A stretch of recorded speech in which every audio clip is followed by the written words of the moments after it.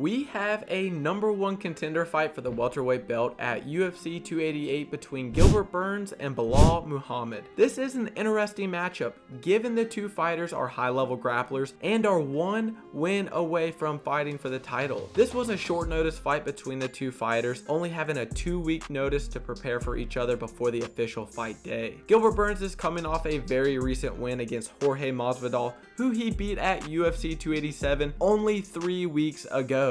And Belal Muhammad is riding a 4-fight win streak, with his most recent win happening at UFC 280 when he TKO'd Sean Brady. Gilbert Burns is known for his well-rounded skill set with a background in Brazilian jiu-jitsu and a striking game that has improved significantly in recent years. He has shown knockout power in his hands and has also been successful in taking opponents down and submitting them. Belal Muhammad, on the other hand, is known for his aggressive fighting style and high volume striking. He is a skilled wrestler and has also shown good defensive grappling in his fights. Muhammad is also known for his durability, as he has only been finished once in his professional MMA career. Gilbert Burns is 22-5 and has won back-to-back fights against Jorge Masvidal and Neil Magny. Many people believe Gilbert Burns is a top 3 fighter in the welterweight division and has the best shot at beating Leon Edwards, and I would agree with this. Gilbert Burns is a good striker with big power, but his wrestling and jiu-jitsu is what sets him apart. Gilbert Burns lands 3.38 significant strikes per 15 minutes with a 47% striking accuracy and absorbs 3.13 significant strikes per 15 minutes with a 54% striking defense. Looking at these numbers, you can tell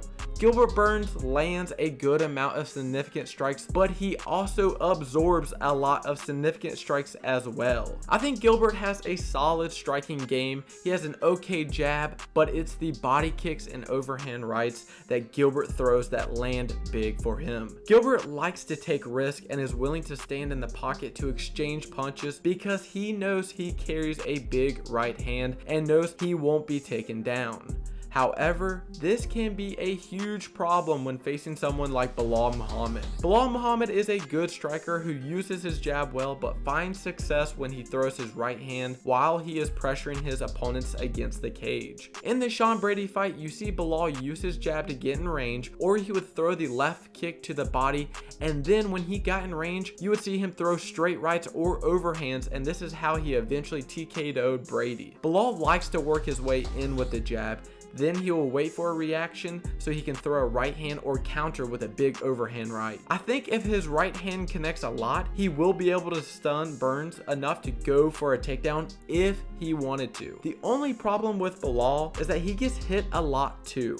He does have a great chin, but when fighting Burns, you must be careful because Burns carries power and can knock you out. In the Brady fight, there were many moments where Belal got hit, and if Brady had more power or added more punches to it, Belal could have been knocked out. Now, I'm not saying Belal is going to get knocked out by Burns because his stats are pretty good and lean his way a little. Belal Muhammad lands 4.47 significant strikes per 15 minutes, which is higher than Gilbert's, but has a 42% striking accuracy, which is a tad less than Burns. Belal absorbs 3.68 significant strikes per 15 minutes with a 58% striking defense. Belal and Gilbert Burns are almost identical when it comes to their overall stats and how they fight. Gilbert Burns and Belal Muhammad both have grappling in their back pocket if they need to use it, which I doubt they will, but if they do, here are their stats. Gilbert Burns averages 2.16 takedowns per 15 minutes with a 37%